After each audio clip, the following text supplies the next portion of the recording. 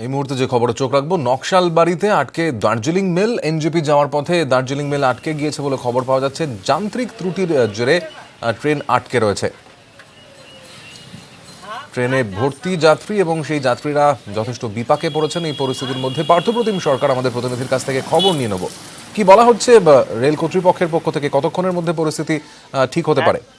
হ্যাঁ, তোমাকে জানিয়ে রাখি, আজ যখন শিয়ালদা থেকে দার্জিলিং মেল এনজিপি স্টেশন আসছিল তখনই কিন্তু খড়িবাড়ি ক্রস করার পর যখন ট্রেনটি নকশালবাড়ি স্টেশনে ঢুকবে, সেই ঢোকার মুখেই কিন্তু সেখানে রথখোলার যে রেল গেট নকশালবাড়ি ঢোকার আগে সেখানে আচমকা দাঁড়িয়ে পড়ে।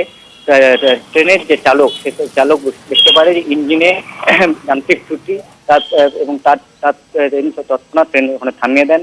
তারপর সেখানে দেখা যায় যে ইঞ্জিনে যান্ত্রিক ত্রুটি রয়েছে। তারপর তিনি খবর দেন এনজিপিতে এবং প্রায় 2 ঘন্টারও বেশি সময় পর এনজিপি থেকে বিকল্প ইঞ্জিন ঘটনাস্থলে পৌঁছায় এবং রেলের পদস্থ আধিকারিকরা পৌঁছায়।